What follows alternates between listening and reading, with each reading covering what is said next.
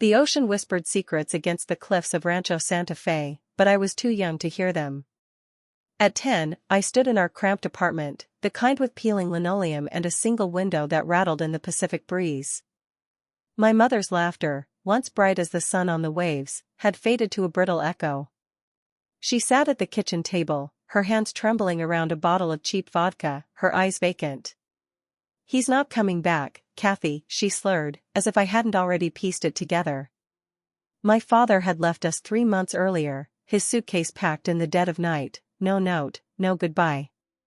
I'd woken to the absence, a hollow space where his voice used to call me kiddo. That day, I learned betrayal cuts deepest when it comes from those you trust most. San Diego in the late 1980s was a city of contrasts, sprawling mansions perched above beaches where surfers chased dreams, and neighborhoods like ours, where hope was a luxury. The air smelled of salt and eucalyptus, and the sky burned orange at dusk, promising something better just beyond the horizon. But for me, it was the backdrop to a childhood unraveling. My mother's addiction tightened its grip, her days blurring into nights at dive bars, leaving me to fend for myself. I'd scavenge canned soup from the pantry, tiptoe past her slumped form on the couch, and pray she'd wake up different. She never did. By 12, I was forging her signature on school forms, dodging social workers with practiced lies. Survival taught me to be invisible, to bury pain beneath a smile. School was my refuge, a place where I could be more than the girl with the drunk mother. I excelled, not out of ambition but necessity. If I didn't, who would save me? My teachers noticed, their praise a lifeline. Mrs. Delgado, my 8th grade English teacher, slipped me novels and bus fare, her eyes kind but searching. "You're stronger than you know, Catherine," she'd say. I clung to her words, a flicker of faith in a world that felt like it was collapsing. But strength was a lonely companion. At 15, I came home to find my mother gone, her clothes missing, the apartment eerily silent. A scribbled note read, "I'm sorry, Kathy. I can't." I sat on the floor, the linoleum cold against my legs, and cried until there was nothing left. Betrayed again, this time by the only parent I had. Foster care was a blur of temporary homes and guarded hearts. I learned to pack light, to trust no one. Yet, even in that chaos, I held on to a stubborn belief that I could rewrite my story. I studied late into the night, my foster sibling snores a quiet rhythm, and earned a scholarship to UC Berkeley. College was freedom, a chance to shed the weight of my past. I majored in art history, drawn to the way beauty could emerge from broken things, like mosaics from shattered tiles. There, I met Marcus Chen, a computer science major with a quick laugh and a heart as bruised as mine. His parents had disowned him for coming out, and we bonded over our shared scars, promising to be each other's family. Law school at Stanford followed, a leap I hadn't dared dream of as a child. I thrived in the rigor, my mind sharp and hungry. That's where I met James Elliott, a third-year student with charm that filled a room and ambition that burned brighter than the California sun. He was everything I wasn't, confident, connected, untarnished by loss. When he asked me out, his smile disarming, I said yes, ignoring the quiet voice warning me to guard my heart. Our courtship was a whirlwind, walks along the Embarcadero, debates over legal theory, promises of a future where we'd build something together. I believed him, not because I was naive, but because I wanted to believe love could heal what betrayal had broken. We married in a small ceremony, the Pacific sparkling behind us, my white dress simple but elegant. I was 27, hopeful, ready to be Catherine Elliott, wife and partner. James joined Murphy, Keller, and Associates, a prestigious San Diego firm, and I took a job at a design firm, my legal ambitions deferred to support his career. It seemed fair, temporary. I poured my creativity into interiors, transforming clients' homes into spaces of warmth and story. Our life in Rancho Santa Fe was picture-perfect, a Spanish-style house with terracotta tiles, charity galas where we danced under chandeliers, and James's colleagues marveling at our partnership. But beneath the surface, cracks were forming. James's late nights grew frequent, his attention drifted, and my dreams of practicing law faded into someday. By 38, I barely recognized myself. The girl who'd survived foster care, who'd clawed her way to Stanford, had become a shadow, defined by James's needs. I stood at the Oceanside Resort charity gala, my emerald gown catching the light, watching James twirl Victoria Bennett across the dance floor. Her crimson dress clung to her like a second skin, her auburn hair brushing his cheek. The room buzzed with whispers, Diane Murphy's martini glass tilting as she murmured, "They make quite the pair, don't they?" I smiled, my voice steady. "They certainly do." Inside, I was breaking, not from jealousy but from the clarity of betrayal. I'd seen the bank statements, the jewelry purchases, the hotel charges. I'd found the mortgage papers he'd forged, draining our home's equity. For months, I'd planned my escape, Marcus my only confidant. I slipped into the marble-lined restroom, checking my reflection. High cheekbones, dark hair swept up, diamond earrings James had given me, tokens of a love that had turned transactional. My phone buzzed, all set. Car waiting at East Entrance. I returned to the ballroom, the orchestra swelling, James and Victoria pressed too close. I caught his eye, his guilt flickering before he masked it. "Catherine," he said, as they danced nearer, "we were discussing zoning for Westlake." With such passion, I replied, my tone cool. I reached into my clutch, placing my platinum wedding ring on a cocktail table, the clink sharp against the music. "Keep dancing, James. You won't notice I'm gone." His confusion was brief, Victoria's triumphant smile faltering. "Don't be dramatic," he hissed. "We'll discuss this at home." "No," I said, turning away. "We won't." I moved through the crowd, the cool night air hitting my skin as I reached Marcus's Tesla. "You did it," he said, concern in his eyes. "Are you okay?" I slid into the seat, my gown rustling. "Better than I've been in years." As we drove north, the coastline blurring past, I felt it, a spark of the girl who'd survived, who'd believed in something more. Catherine Elliott was vanishing, but someone stronger was emerging. Elena Taylor was waiting, and I was ready to meet her. The highway stretched before us, a ribbon of asphalt cutting through the night, the Pacific's restless churn fading as we veered inland. Marcus drove with steady focus, his Tesla humming softly, the dashboard glow casting shadows across his face. I stared out the window, the familiar coastline slipping away, beaches where James and I had once lingered, restaurants where we'd toasted anniversaries, lookouts where we'd watched sunsets in silence. Those memories, once warm, now felt like artifacts from someone else's life. At 38, I was dismantling 11 years of marriage, not with a scream but with a calculated vanish.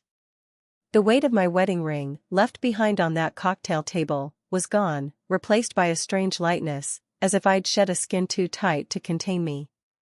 "You're quiet," Marcus said, glancing over. His voice was gentle, but his eyes held the sharp awareness of someone who'd navigated his own escape. At 42, he carried the calm of a man who'd rebuilt himself after betrayal. His ex-husband's infidelity had left him shattered, but he'd emerged fiercer, an IT security specialist with a knack for staying 10 steps ahead. "Thinking about the early days?" "When it went wrong," I admitted, my breath fogging the window.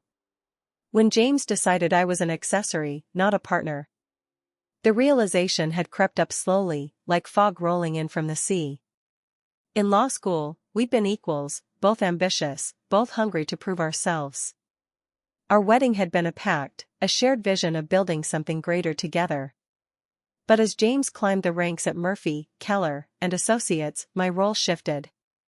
My design career, once a creative outlet, became my little hobby in his introductions. My legal ambitions were shelved, always next year. I'd compromised, convinced it was love, until I saw it for what it was, erasure. Marcus nodded, his hand steady on the wheel. "The frog in heating water. You don't notice until it's boiling." He was right. The first compromise, pausing my legal career, had seemed reasonable. Then came others, selling my grandmother's lake house to fund James's firm investments, using my inheritance for our Rancho Santa Fe home, ignoring the late nights he dismissed as work. By the time I found the forged mortgage papers, our home leveraged for $750,000 without my knowledge, I was a stranger to myself. The affair with Victoria Bennett, confirmed by bank statements and hotel charges, was merely the final straw. It wasn't her, it was him, his systematic dismantling of our partnership. We turned onto a quieter road, the coastal lights dimming behind us. Pine trees loomed, their silhouettes sharp against the starlit sky. The cabin, our temporary safe house, appeared, a rustic haven nestled in a clearing, its wooden beams and stone chimney promising shelter. Marcus parked, the engine's hum fading to silence. "Your go-bag's in the trunk," he said, referring to the suitcase I'd packed months ago. "Essentials, cash, a new ID. New phone's in the console. Offshore accounts active. You're set." I opened the glove compartment, finding the smartphone and an envelope marked Elena Taylor. Inside was a driver's license, my photo but her name, a social security number, and a backstory I'd memorized: born in Oregon, business consultant, no ties to San Diego. "Thank you," I said, the words too small for his help. Marcus had orchestrated this with surgical precision, drawing on his own experience disappearing from an abusive marriage. "I couldn't have done this without you. After what Ryan did to me," he replied, his voice soft but firm, "and what you did to help me rebuild, we're even." He'd been a wreck after his divorce, and I'd spent months helping him navigate the legal and emotional fallout. Now, he was repaying that debt, guiding me toward a future James couldn't touch. Inside the cabin, the air smelled of cedar and wood smoke. A stone fireplace dominated the living room, its hearth cold but ready. I kicked off my heels, the ache in my feet mirroring the exhaustion settling into my bones. Marcus handed me a glass of Cabernet, the same vintage we'd shared on a college road trip, when life felt limitless. "To Elena Taylor," he toasted, raising his glass. "May she live the life Catherine Elliott deserved." "To second chances," I added, clinking my glass against his. The wine was rich, grounding me as I sat by the fireplace, the crackling flames casting shadows that danced like memories. I pictured James now, likely home in our immaculate Rancho Santa Fe house, expecting to find me waiting, ready to be scolded for my dramatic exit. He'd check the bedroom, the guest room, call my phone repeatedly. By morning, he'd be calling friends, family, maybe hospitals, his concern a performance for an audience he needed to control. "He'll call the police by noon," I said, tracing the rim of my glass. "They'll take a report, but adults can leave marriages. No foul play, no resources wasted on a woman who walked away." "And by the time he checks your accounts," Marcus added, "he'll find them emptied. Legally. Half of everything, no more, no less." I'd been meticulous, working with a forensic accountant to secure exactly what was mine. The evidence, forged mortgage papers, drained investments, hidden accounts, was stored in a secure cloud, a dead man switch set to release if I didn't check in every 72 hours. Insurance against James's pursuit. "Are you scared?" Marcus asked, his question cutting through the fire's warmth. I swirled the wine, considering. The logistics didn't scare me, I'd planned too thoroughly. But the deeper question, who I'd be without James, without the role I'd played for 11 years, stirred a quiet unease. "A little," I admitted. "Of who I'll be without his expectations. It's been so long since I was just me." "You were Catherine before you were Mrs. Elliott," he said gently. "And you'll be more as Elena." His words echoed Mrs. Delgado's from years ago, a reminder of the strength I'd always carried, even when I couldn't see it. Outside, an owl hooted, its call soft but certain, a creature at home in the dark. I smiled, feeling a kinship with its quiet confidence. "Tomorrow, we die this," I said, touching my dark hair, long because James preferred it that way. "And I start becoming someone he wouldn't recognize." Marcus grinned. "He's been so self-absorbed, he probably couldn't describe you to investigators anyway." I laughed, the sound startling in its authenticity. James would recall the designer labels, the perfect updo, the jewelry he'd approved, not me, never truly me. As the fire burned low, I felt possibility stirring, fragile but real. Elena Taylor wasn't just an escape, she was a reclamation. The cabin, with its rough-hewn walls and starlit view, felt like a chrysalis. Tomorrow, I'd emerge, not as the wife who'd vanished, but as a woman who'd chosen herself. James would search for Catherine, his narrative of victimhood already forming, but he'd never find her. She was already gone, and in her place was someone new, someone whole, someone free. Morning light filtered through the cabin's small window, painting the wooden floor in soft gold. I stood in the bathroom, the sharp scent of hair dye stinging my nose as I worked the honey blonde color into my dark strands. The mirror reflected a woman in transition, Catherine Elliott's high cheekbones and guarded eyes, but already something new in the set of my jaw, a determination I hadn't seen in years. The dye was more than a disguise, it was a ritual, washing away the expectations that had bound me to James. Outside, the pines whispered in the breeze, their needles catching the sun, and I felt a kinship with this secluded place, a sanctuary for shedding old skins. My new phone buzzed on the counter, Marcus's name flashing. I rinsed my hands, the water swirling golden brown, and answered.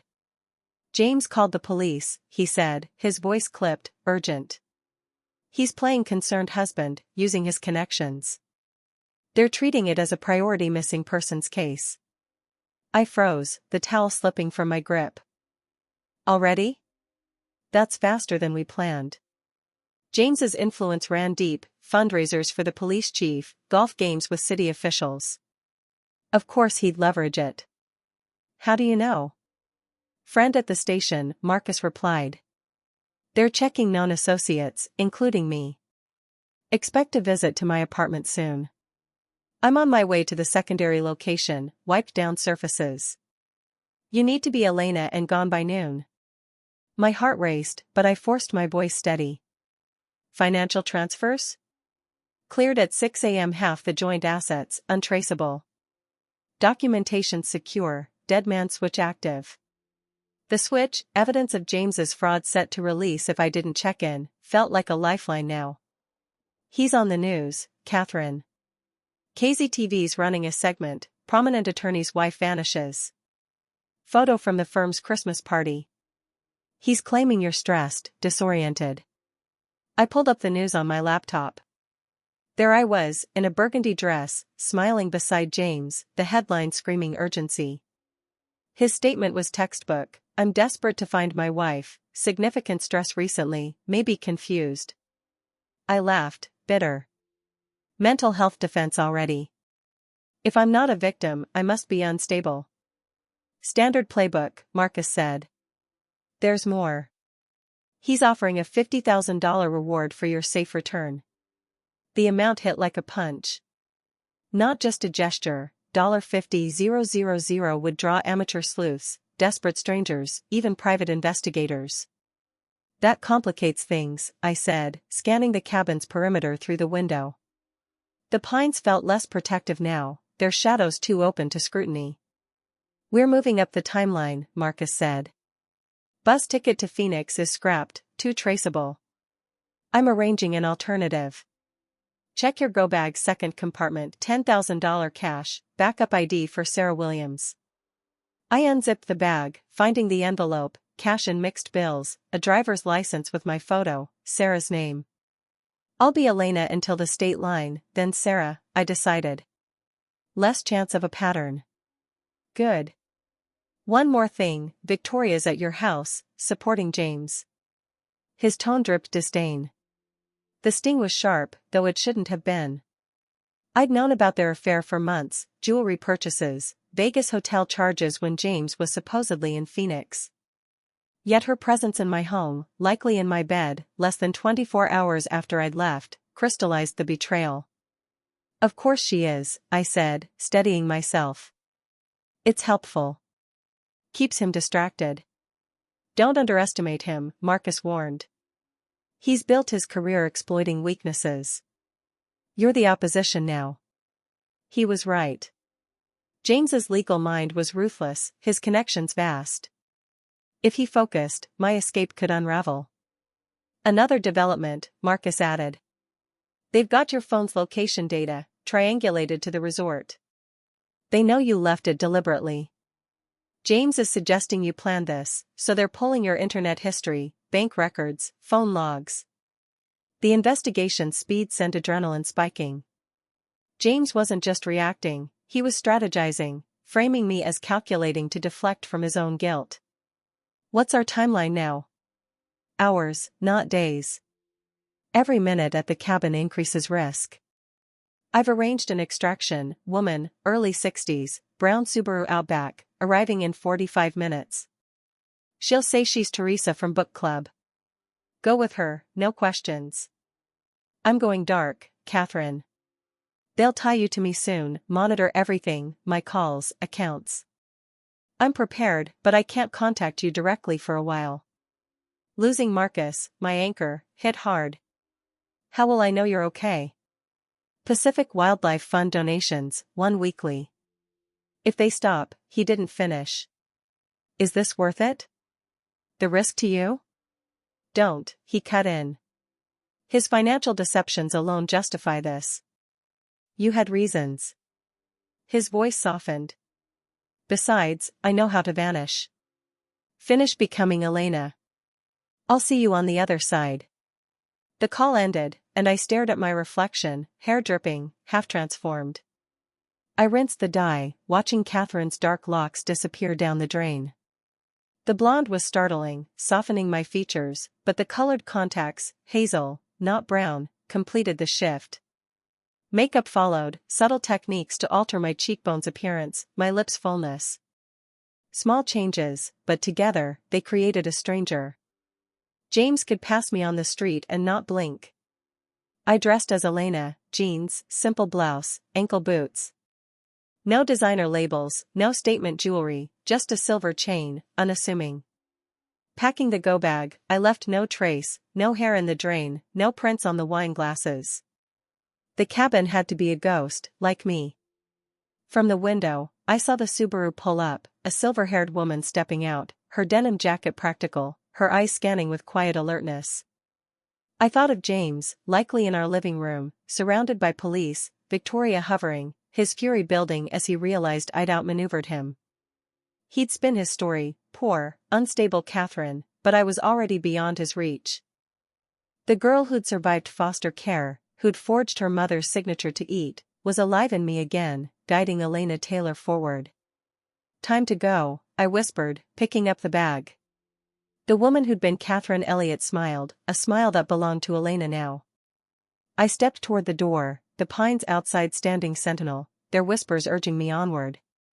Teresa waited, and with her, a future I'd built from the ashes of betrayal. I was ready. The Subaru's engine purred as we wound through backroads, the pine forest giving way to open desert, where the sun scorched the earth and sagebrush clung to life. Teresa, or Marlene Vasquez, as she introduced herself once we were clear of the cabin, drove with the calm precision of someone who'd done this before. Her silver hair was braided tightly, her denim jacket worn but clean, and her eyes, sharp as a hawk's, flicked to the rearview mirror every few minutes. The dashboard held a single photo, taped down, a young girl with Marlene's smile, maybe a granddaughter, a reminder of why she did this work. The desert air smelled of dust and heat, seeping through the cracked window, and the horizon shimmered, promising both escape and exposure. You're better prepared than most, Marlene said after an hour of silence, her voice low, seasoned by years of seeing women at their breaking points. Most arrive with nothing but fear. You've got a plan. I had time, I replied, watching the landscape blur past. And resources. 6 months of meticulous preparation, bank transfers, forged documents uncovered, a new identity crafted with Marcus's help. But time was a luxury now shrinking. James's $50,000 reward and police connections had tightened the net faster than I'd anticipated. Marlene nodded, her hand steady on the wheel. Resources help. Planning's what keeps you gone. Too many get pulled back. Her tone carried a warning, not judgment. She'd seen women falter, drawn back by guilt, fear, or love turned toxic. I wouldn't be one of them. We stuck to secondary highways, avoiding interstate cameras. Marlene varied our speed, took sharp turns onto unmarked roads, and swapped license plates at a gas station where the attendant nodded without speaking. Her efficiency was comforting, a reminder I wasn't alone in this shadow world. By late afternoon, we reached the Sundown Motor Lodge, a faded motel on the edge of a desert town, its neon sign flickering, parking lot empty save for 3 nondescript cars. "Home base," Marlene said, pulling around back. "Looks like nothing." "That's the point." Inside, the lobby was a sanctuary disguised as a relic, clean, with mismatched furniture, a stocked kitchen, and computer workstations. 2 women looked up as we entered, one my age, her posture rigid, eyes scanning for threats, the other barely 20, clutching a worn backpack, her gaze distant. "This is Elena," Marlene said, using my new name without hesitation. "She's passing through." They nodded, no names offered, a silent code of protection. I recognized the older woman's vigilance, back to the wall, clear sightlines, a mirror of my own instincts, honed in foster care. "Room 12, Marlene said, handing me a key on a wooden fob. "Secure internet, but keep your digital footprint minimal for 72 hours. I thanked her and headed to the room, small but spotless, with blackout curtains and a white noise machine humming softly. I set down my go bag, the weight of it grounding me, and let the surreal truth settle. 2 days ago, I was Catherine Elliott, gliding through a charity gala in an emerald gown. Now, I was Elena Taylor, honey blonde, hazel-eyed, hiding in a desert safe house. A knock broke my reverie. Marlene stood at the door, holding a tablet, her expression neutral. "Your disappearance is national news." She showed me a CNN article, "Search Intensifies for Missing Wife of California Attorney." James's concerned face stared back, beside a photo of me in a charity event dress, smiling like the perfect wife. His quote was a masterclass in manipulation. "Catherine's been under significant stress. I fear she's disoriented." He'd even suggested early-onset dementia, a creative twist to paint me as unhinged. "Committed to the narrative," I said, scanning the article with detachment. "He'd rather I'm crazy than admit I left because of his fraud and infidelity." Marlene's eyes held respect. Most would be upset, seeing their husband trash their mental health publicly. "He'd prefer that," I said, handing back the tablet. "The truth, that I outsmarted him, doesn't fit his story."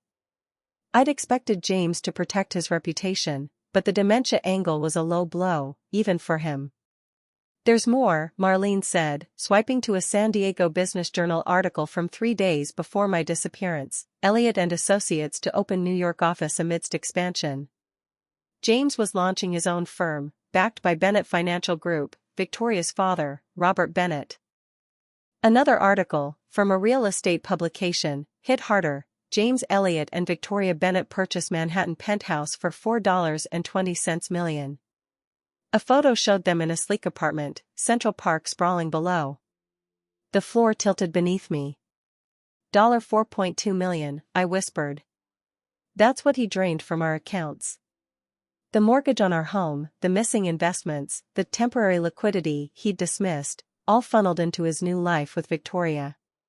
He'd been planning to leave me, blindsiding me with no resources to fight back." "He was arranging your abandonment," Marlene said, her voice soft but unflinching.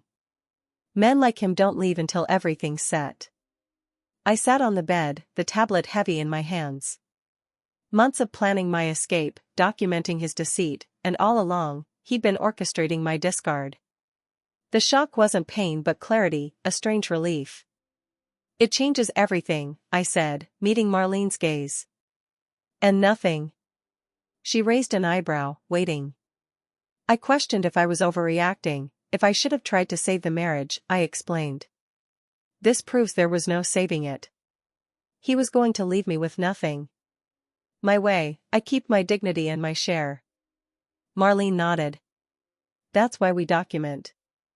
They rewrite history, but evidence doesn't lie." I thought of my cloud storage, mortgage papers, bank statements, proof of his fraud. Not vengeance, but survival. "I need to contact Marcus," I said, standing. "This shifts our leverage." "He's dark," Marlene reminded me. "But I have a secure channel for emergencies." "This counts." "What's the message?" "Tell him to release the documentation to James's former partners at Murphy, Keller. They need to know he's poaching clients." And tip the California Bar Association about the penthouse purchase, anonymously. They'll want to know how a concerned husband closed on luxury real estate days before his wife vanished. Marlene's smile was approving. Anything else? Yes, I said, a plan crystallizing. Change my exit route. Not west, east, to New York. Her eyebrows shot up. Risky. They'll look for Catherine there once the firm's plans go public. Exactly, I said. They'll look for a desperate wife chasing her husband. Not Elena Taylor, business consultant, already established before they arrive. I'll be there when their world implodes, not to confront, but to watch. Understanding lit her eyes. You're claiming their territory first. I'm claiming me, I corrected. I need a new identity package. Elena needs a professional background for Manhattan's market. I know someone, Marlene said. It's costly. Money's not an issue, I assured her. Half our joint assets, legally mine, would fund this chapter. As Marlene left to arrange it, I opened my secure laptop, adapting my plan with the same precision I'd used for months. Elena Taylor wasn't just escaping, she was building a life where James's betrayal would be a footnote. The desert sunset glowed outside, golden amber, and I felt gratitude, not for James, but for the strength his deceit had forced me to reclaim. Catherine was fading, and Elena was rising, ready to meet a future I'd crafted from the wreckage. The sundown motor lodge hummed with quiet purpose, its faded exterior a perfect mask for the haven within. I sat in room 12, the blackout curtains drawn, the white noise machine a soft drone as I pored over the identity portfolio Marlene had delivered that morning. The leather folder, embossed with subtle patterns, held Elena Taylor's life, a social security number tied to a child who died in 1985, a bachelor's degree from a state university with corrupted records, a master's from merger of a private college, and an employment history of defunct consulting firms. Bank statements, credit reports, even medical records painted a woman who'd moved often, worked hard, and left no deep roots. It was brilliant, authentic enough to pass scrutiny, elusive enough to protect me. Your digital footprint's being built, Marlene had said, explaining the LinkedIn profile, professional email history, and sparse social media presence, all backdated to seem natural. References, 3 former supervisors and 2 colleagues from her network, stood ready to vouch for Elena. The portfolio's crown jewel was her consulting specialty, corporate reorganization during leadership transitions, with expertise in preserving institutional knowledge while fostering cultural renewal. Perfect for infiltrating the chaos of James's planned New York firm, Elliott and Associates, without drawing suspicion. I traced the embossed diploma, marveling at the craftsmanship. It's not forgery, Marlene had clarified. Dimitri exploits systemic gaps, legitimate processes, plausible alternatives. Dimitri, her shadowy contact, had outdone himself, giving Elena a foundation to thrive in Manhattan's competitive landscape. But as I memorized her credentials, a deeper challenge loomed, becoming Elena, not just in appearance or paperwork, but in essence. Catherine Elliott's instincts, poised, deferential, shaped by years of pleasing James, had to be unlearned. Marlene's knock interrupted my thoughts. There's someone you need to meet, she said, her tone serious. Dr. Renata Mizrahi, cognitive behavioral therapist. She's in room 17, ready to work with you for 3 days before you move on. She'll help you inhabit Elena's perspective, develop her instincts. Identity coaching, I said, grasping the concept. The physical transformation, blonde hair, hazel contacts, altered makeup, was complete, but my mannerisms, my reflexive responses, still screamed Catherine.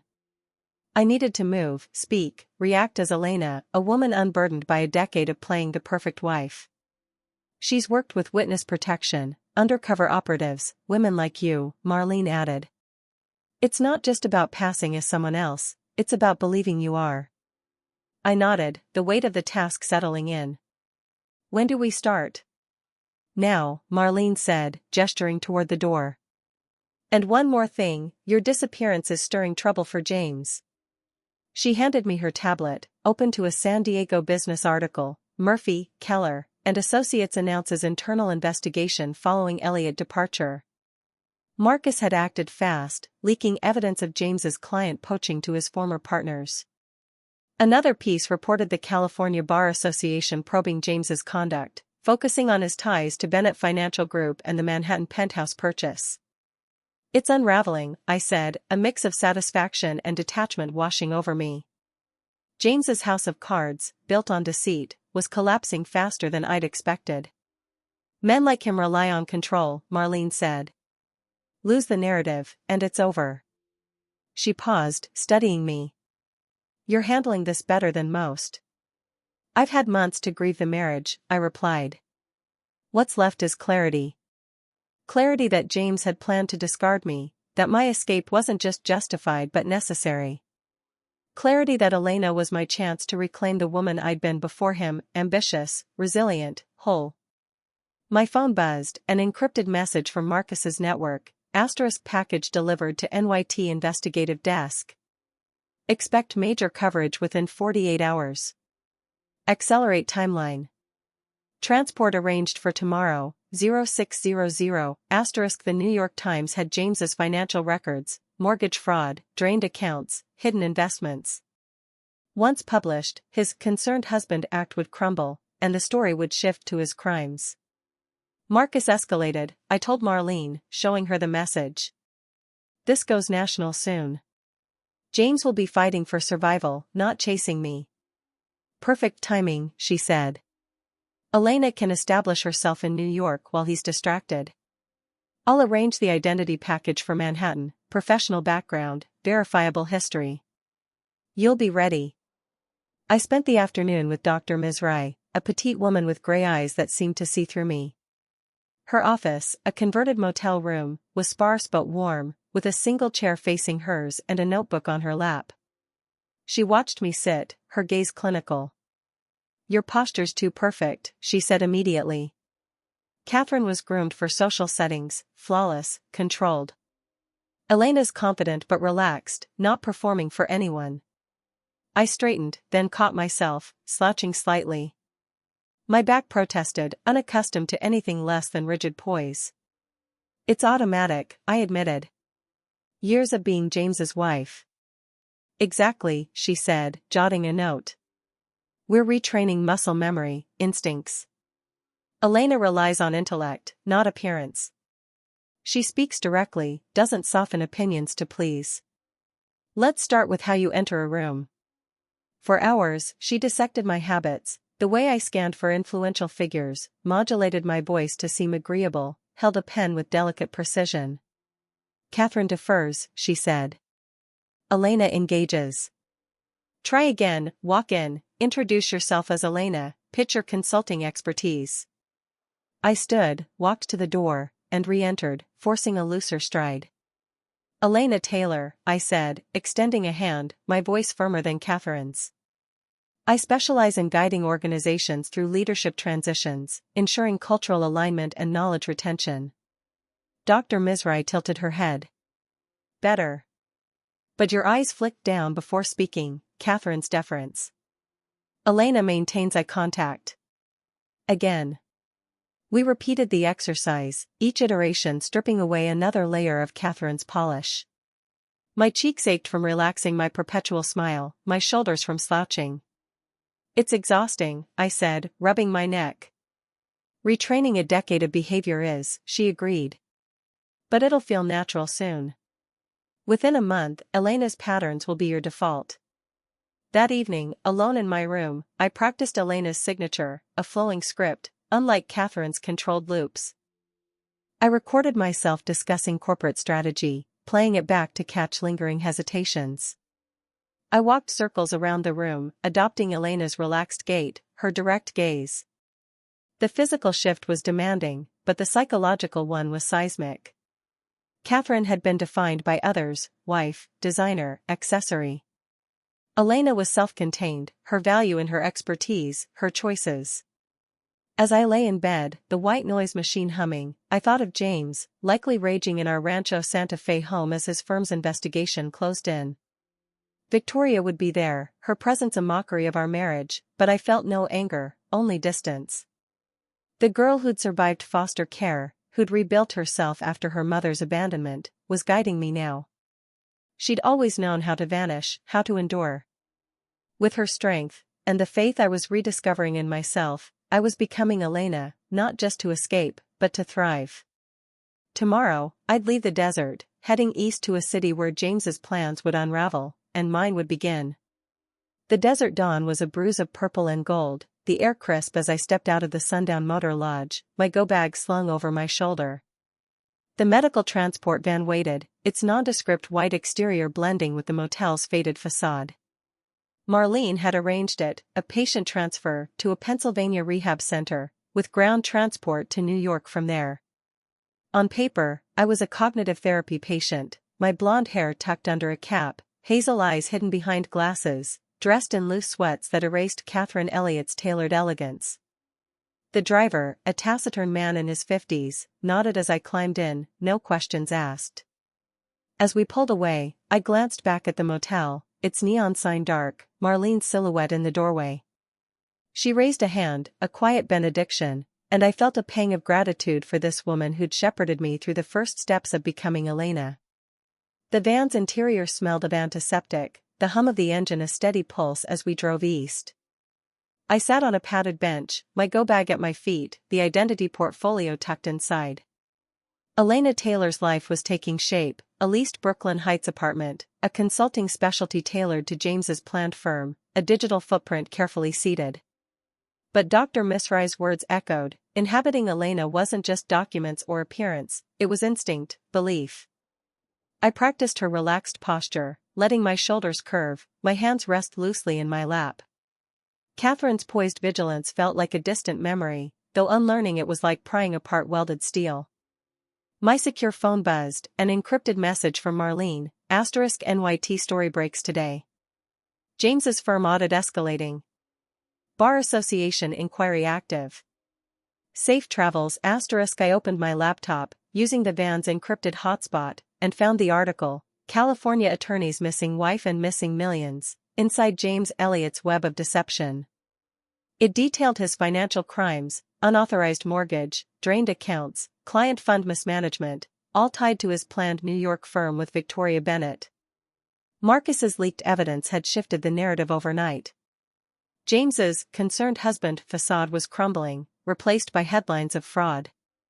Public sympathy vanished, replaced by scrutiny of his Manhattan penthouse and engagement to Victoria.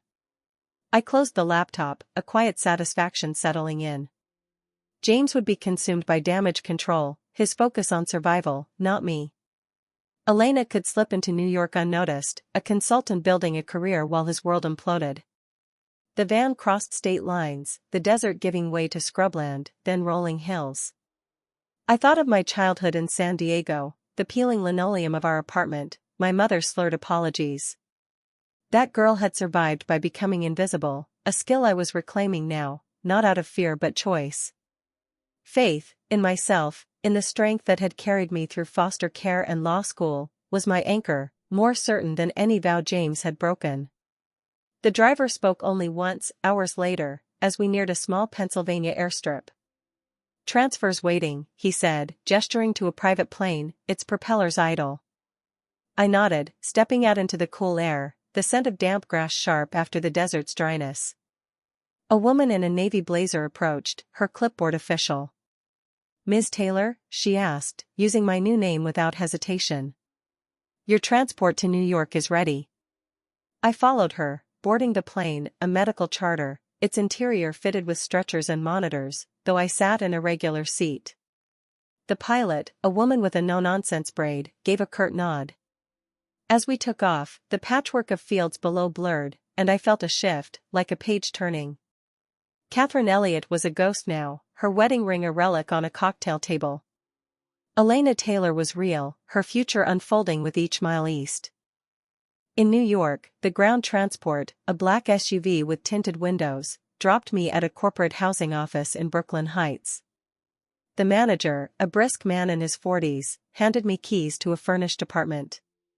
3-month lease, all utilities included, he said, barely looking up. Secure building, privacy guaranteed. I thanked him, my voice steady, Elena's directness coming naturally after Dr. Misrai's coaching.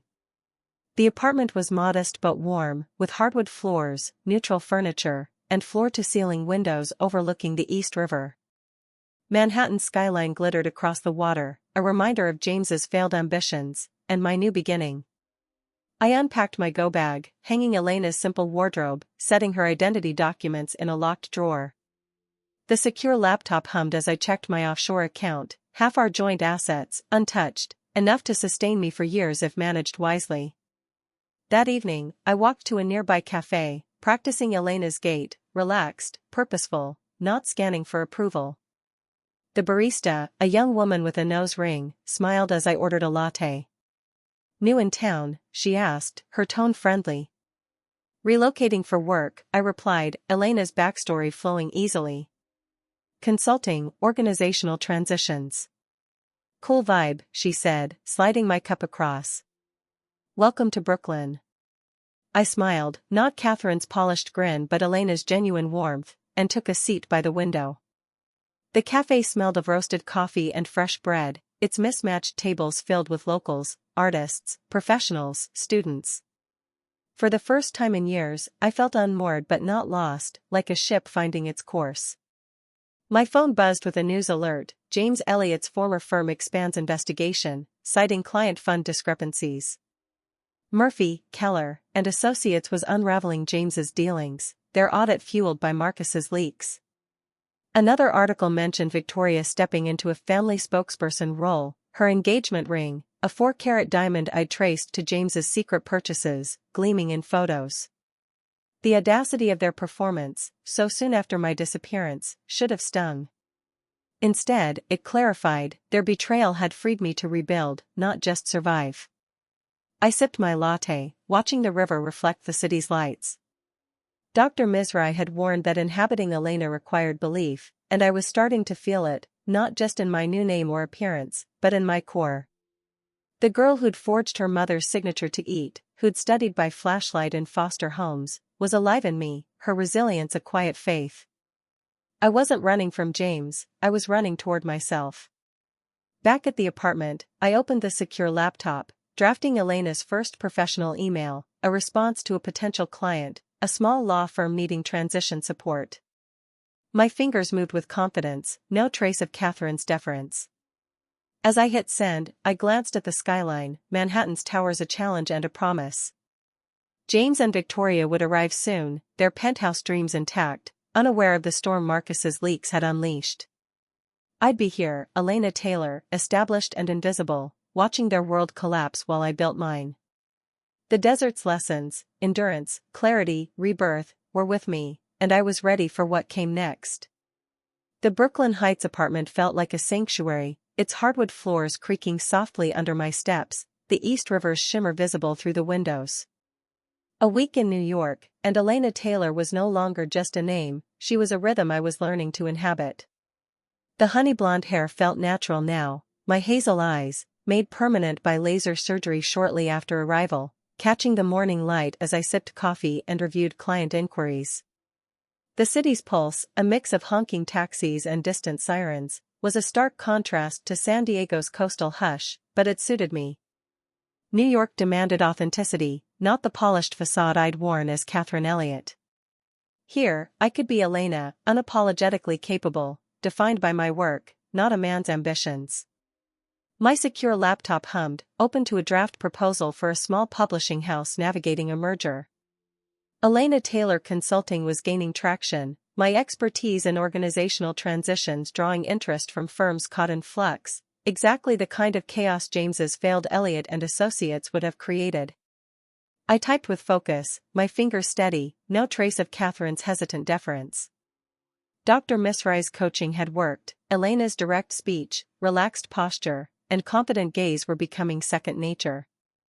I caught my reflection in the window, shoulders slightly curved, a genuine smile, and barely recognized the woman who'd stood rigid at charity galas, James's arm a subtle leash.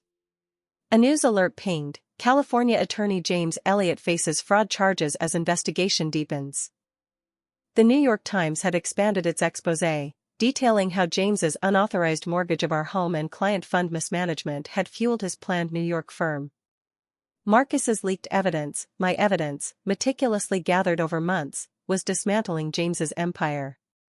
The article quoted his former partners at Murphy, Keller, and Associates, now suing for breach of fiduciary duty, and hinted at a California Bar Association suspension. Victoria Bennett, described as a close associate, was notably absent from recent statements, her role as family spokesperson fading as scrutiny grew.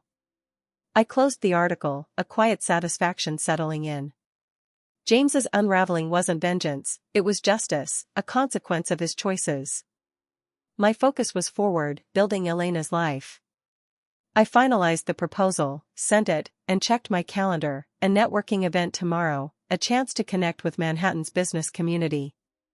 Elena needed visibility, not as a spectacle but as a professional whose expertise spoke for itself. I chose a tailored blazer and slacks for the event, Elena's style, sharp but unpretentious, reflecting a woman who valued substance over flash. That afternoon, I walked the Brooklyn Promenade, the Manhattan skyline a glittering challenge across the water. The air smelled of pretzels and river brine, the promenade alive with joggers, families, and artists sketching the view. I paused, leaning against the railing, and let the city's energy seep into me. As Catherine, I'd been a supporting character in James's story, my ambitions sidelined, my voice softened. Elena was the protagonist, her narrative mine to write. The faith that had sustained me through foster care, a stubborn belief in my own worth, was blooming again, not in a church or a doctrine, but in the quiet certainty that I was enough.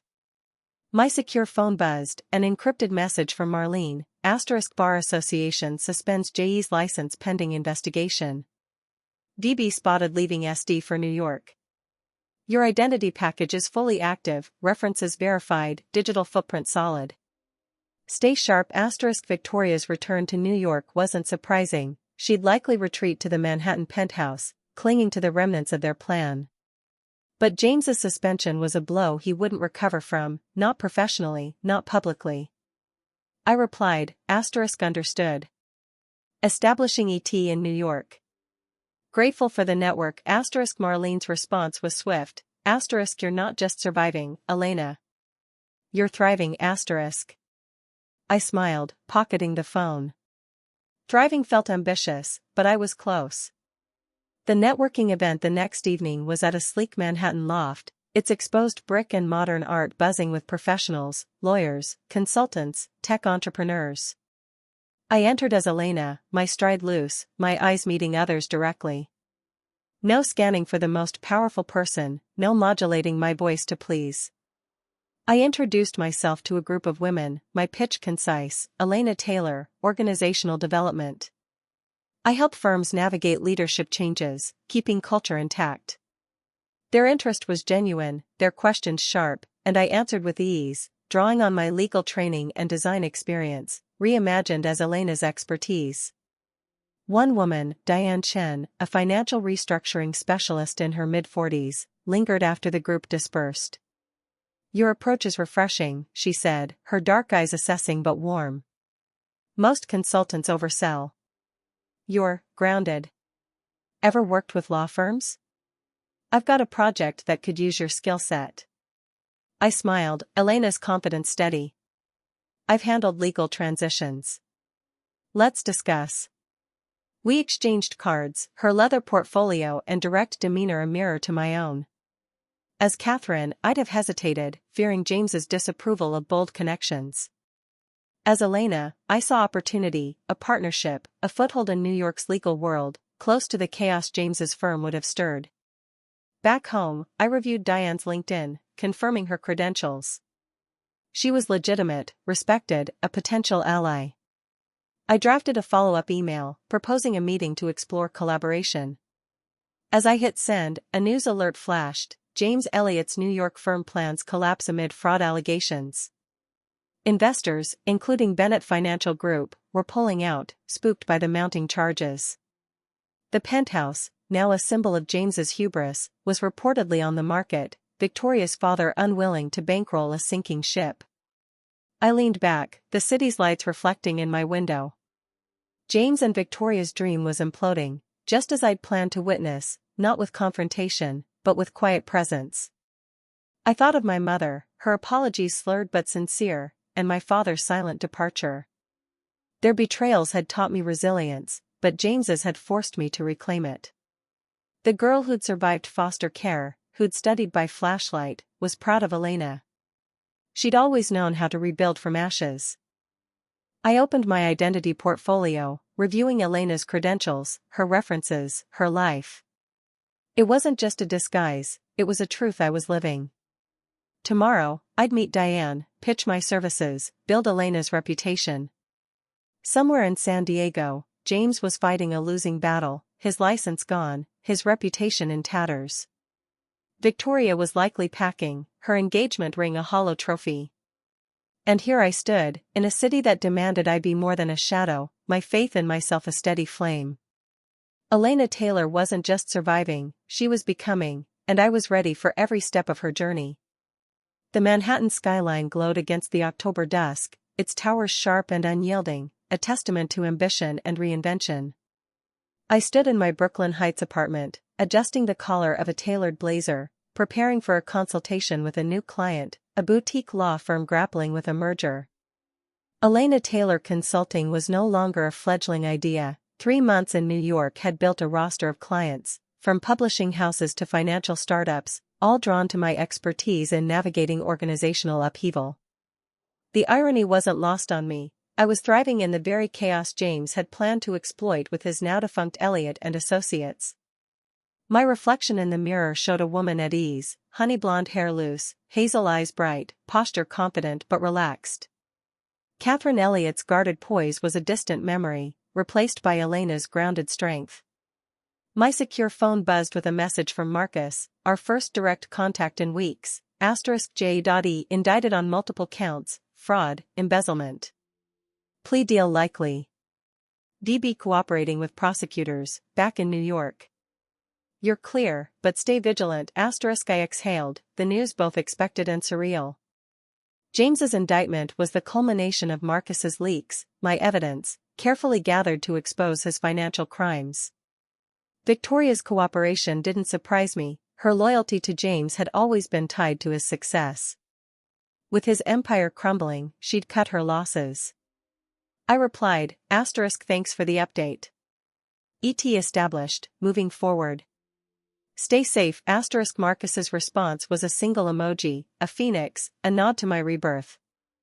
I slipped the phone into my bag and headed to the subway, the city's rhythm enveloping me.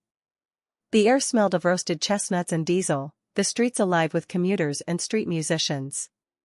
As Elena, I navigated New York with purpose, no longer scanning for James's approval or dodging his subtle critiques. Dr. Misrai's training had rewoven my instincts. I spoke directly, held eye contact, moved with an ease that felt like coming home. The girl who'd survived foster care, who'd forged her mother's signature to survive, was alive in every step, her resilience a quiet faith that anchored me. The law firm's office, a sleek space in Midtown, hummed with controlled chaos, boxes of files, harried associates, the merger's tension palpable. Diane Chen, my collaborator from the networking event, greeted me with a firm handshake. Elena, perfect timing, she said, her dark eyes warm but focused. The partners are spooked, cultural clashes, key staff jumping ship. Your pitch on alignment got their attention. We met with the managing partner, a silver-haired man named Barrett, whose skepticism softened as I outlined my approach, stakeholder interviews, phased integration, leadership coaching to bridge divides. You're not selling buzzwords, he said, leaning back. I like that. Can you start next week? Absolutely, I replied, Elena's confidence unwavering. Diane shot me a subtle nod, our partnership clicking into place. As we wrapped up, Barrett mentioned a rival firm's collapse, Elliott and Associates, undone by its founder's fraud. Messy business, he said. Heard the wife vanished before it all broke. Strange case. I kept my expression neutral, Elena's detached interest intact. I read about it, I said. The fraud overshadowed her story. Barrett nodded, moving on, unaware he'd just hired the woman whose evidence had toppled James Elliott. Back in Brooklyn, I reviewed the day's notes, my apartment's warm light softening the city's edge. A news alert confirmed Marcus's message: James Elliott indicted, faces up to 15 years. The article detailed his plea negotiations, Victoria's testimony, and the collapse of their Manhattan penthouse deal. Bennett Financial Group, her father's company, had severed ties, leaving Victoria to face New York's social fallout alone. I felt no triumph, only a quiet detachment. Their downfall was a consequence, not my purpose. My purpose was here, building Elena's life, one client, one connection at a time. I met Diane for coffee the next morning, our collaboration deepening. Over lattes in a cozy Flatiron cafe, she shared her own story: a first-generation immigrant, she'd clawed her way through male-dominated finance, her confidence hard-won. "You remind me of me," she said, stirring her coffee. "No nonsense, but human. Rare in this city." I smiled, warmed by the comparison. "Takes one to know one," I said, Elena's directness natural now. We brainstormed our next project, a law firm restructuring that would keep me close to the legal world James had once dominated. As Catherine, I'd have shied from such bold alliances, fearing James's disapproval. As Elena, I saw Diane as a partner, a friend, a mirror of my own resilience. That evening, I attended a gallery opening in Chelsea, invited by Sophia, a photographer I'd met at a client event. Her black and white images of urban renewal, abandoned buildings reborn as community spaces, resonated deeply. The gallery buzzed with quiet conversation, the air scented with wine and cedar. "Elena, you made it," Sophia said, her silver-streaked hair catching the light. "What do you think?" "Your work's alive," I said, meaning it. "It's transformation, captured." She beamed, and we talked, my responses unfiltered, Elena's authenticity drawing her in. As I mingled, a man entered, his tall frame and salt and pepper hair briefly jarring, a flicker of James. My pulse spiked, but he turned, his face unfamiliar, his smile open, not calculating. Just a stranger, a reminder of how far I'd come. "You okay?" Sophia asked, noticing my pause. "Perfect," I said, the moment passing. "Just caught by the light on your prints." The lie was small, protective, but the truth was I was okay, more than okay. The ghost of James couldn't touch me here, in a life I'd built from scratch. Walking home along the Brooklyn promenade, I paused to watch the city's lights dance on the river. My phone buzzed, a donation confirmation from the Pacific Wildlife Fund, Marcus's weekly signal he was safe. I smiled, the night air cool against my skin. Somewhere, James faced a courtroom, Victoria a social exile. Here, I was Elena, my faith in myself a steady current, my future a canvas I was painting with every choice. The girl who'd survived betrayal, first her parents', then James's, was proud. She'd always known how to rise, and now, so did I. The autumn chill settled over Brooklyn, the leaves along the promenade turning amber and rust, mirroring the warmth of my apartment's hardwood floors. 6 months into my New York life, Elena Taylor Consulting was a quiet success, my client list growing with law firms, publishers, and a financial cooperative, all navigating transitions I'd learned to master in my own reinvention. I stood at my kitchen counter, reviewing a contract for a new project, the Manhattan skyline a glittering backdrop through the window. The city's relentless energy had become my rhythm, its demand for authenticity aligning with the woman I was becoming. Elena's relaxed confidence, honed by Dr. Misrai's coaching and my own stubborn faith, felt like home. Catherine Elliott's poised restraint a fading echo. My secure phone buzzed, a rare message from Marcus, *J.E. pleads guilty, sentencing next week. Likely 5 years. DB takes probation deal, testifying. She's landing in New York today, 3:30 p.m., Terminal 4. Want to see the arrival? The invitation stirred a flicker of curiosity, not vengeance. Victoria Bennett, once poised to claim my life's spotlight, now returning in disgrace, her Manhattan dreams ashes. I pictured her stepping off the plane, her 4-carat ring gone, her confidence cracked. A year ago, I might have craved the closure of witnessing her fall. Now, it felt peripheral, a chapter already closed. No need, I texted back. That story's done. My focus was here: client meetings, a collaboration with Diane Chen, a gallery event with Sophia. Elena's life was full, not of revenge, but purpose.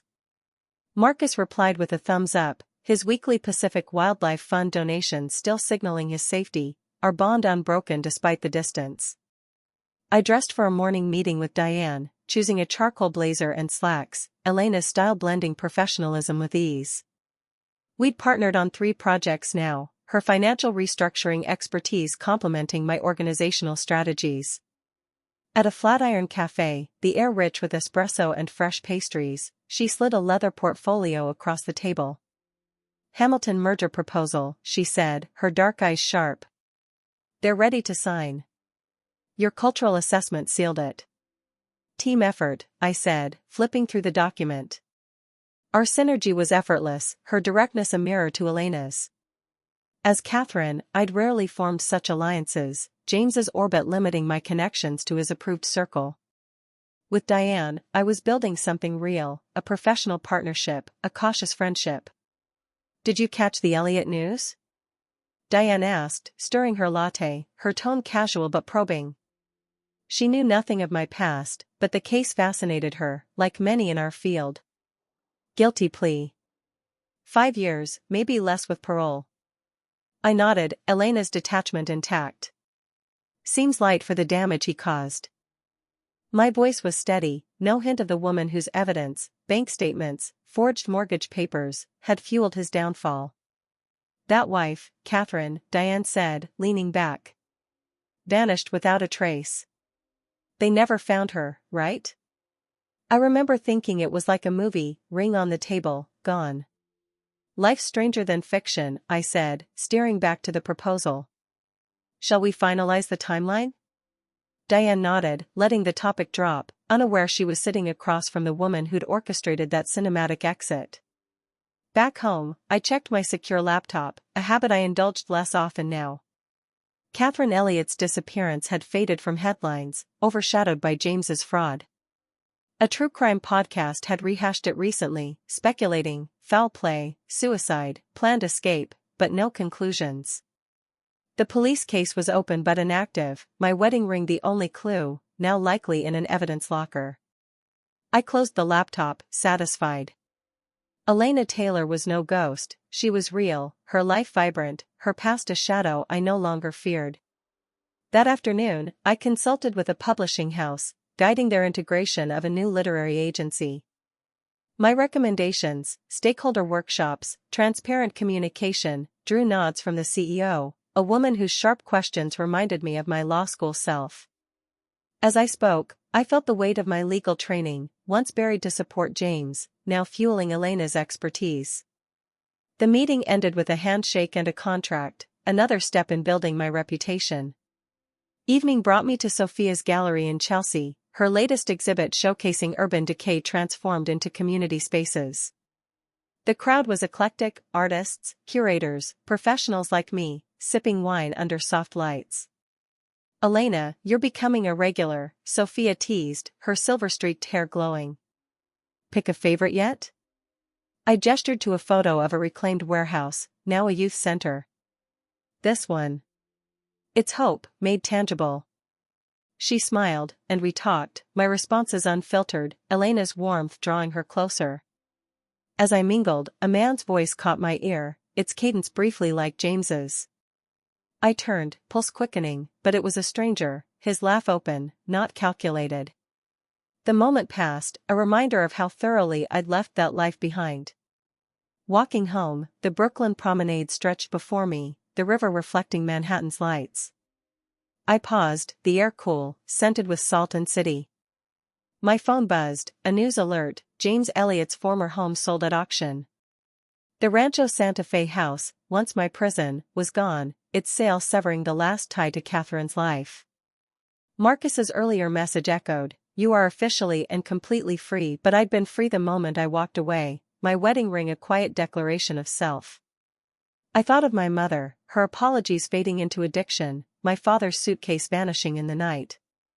Their betrayals had forged me, but James's had refined me, forcing me to reclaim the girl who'd survived foster care, who'd believed in her own worth. That faith, quiet but fierce, was my guide now, not in a higher power, but in the strength I'd always carried. Elena wasn't a mask, she was me, unveiled, living a life of purpose, client by client, connection by connection. Tomorrow, I'd meet Diane, pitch to a new firm, maybe by one of Sophia's prints. The city hummed, and I moved with it, my steps sure, my heart open to everything I was becoming. A year had passed since the Oceanside Resort Gala, since I placed my wedding ring on that cocktail table and walked into the night.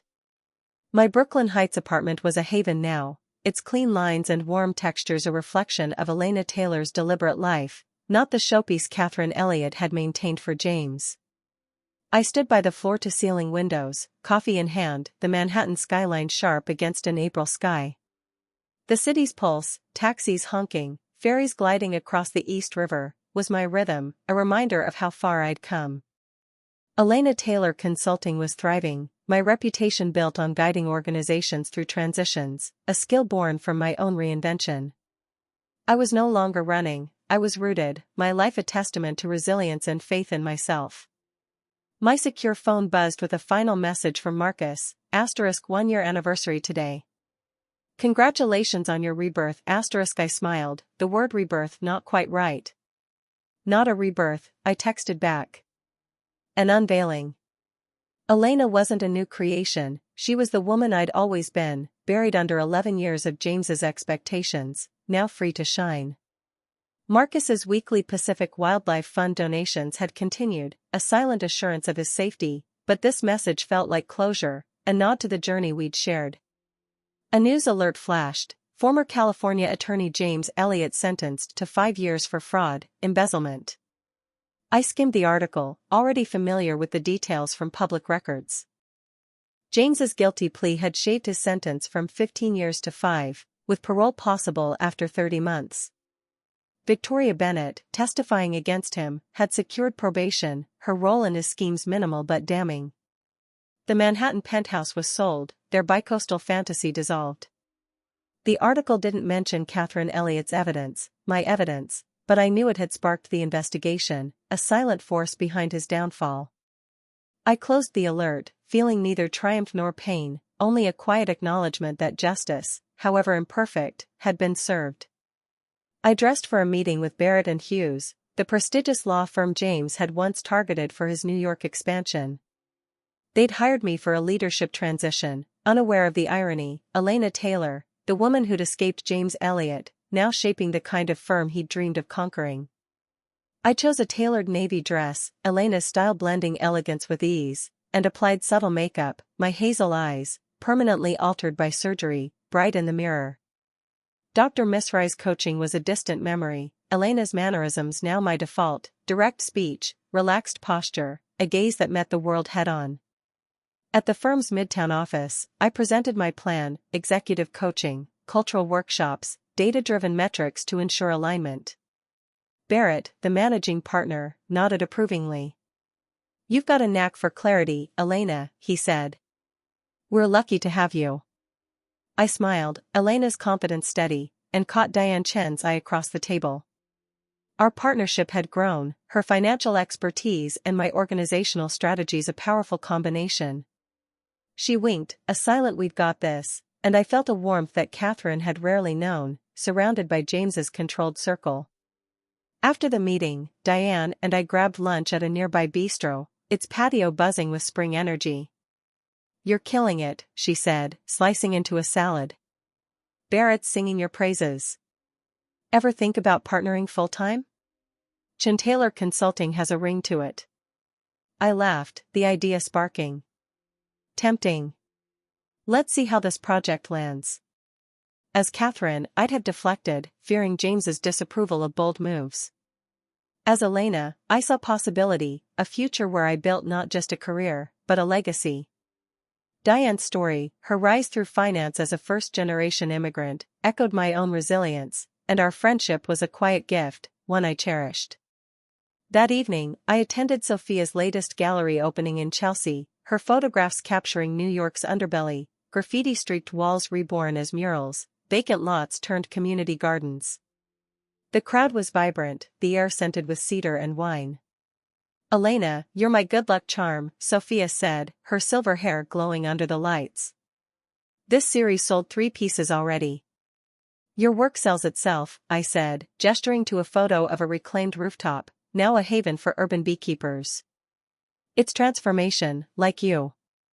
She grinned, and we talked, my responses unfiltered, Elena's warmth drawing her closer. As I mingled, I caught my reflection in a window, no trace of Catherine's polished mask, just a woman at ease, her smile genuine. Walking home along the promenade, the city's lights danced on the river, the air cool with spring's promise. I paused, reflecting on the year. James was beginning his sentence, Victoria navigating her probation, their lives a cautionary tale. My escape, planned with Marcus and Marlene's network, had been flawless, Catherine Elliott a ghost, her disappearance unsolved, her wedding ring a footnote. But the true victory wasn't their downfall, it was this life, built from the ashes of betrayal. I thought of my mother, her slurred apologies, my father's silent exit, their abandonments forging a girl who'd survived foster care, who'd studied by flashlight, who'd believed in her own worth. James's betrayal had refined that strength, forcing me to reclaim it. Faith, in myself, in the resilience that had carried me through, was my guide, a steady flame that needed no doctrine. Elena wasn't a disguise, she was my truth, unveiled. My phone buzzed with an email from Barrett and Hughes, confirming my contract extension. I replied, signing Elena Taylor with a flourish, her signature as natural as breathing. Tomorrow, I'd meet Diane, plan our next project, maybe buy one of Sophia's prints for my apartment. The city hummed, and I moved with it, my steps purposeful, my heart open. Catherine Elliott's ghost lingered only in police files, her ring a relic of a life outgrown.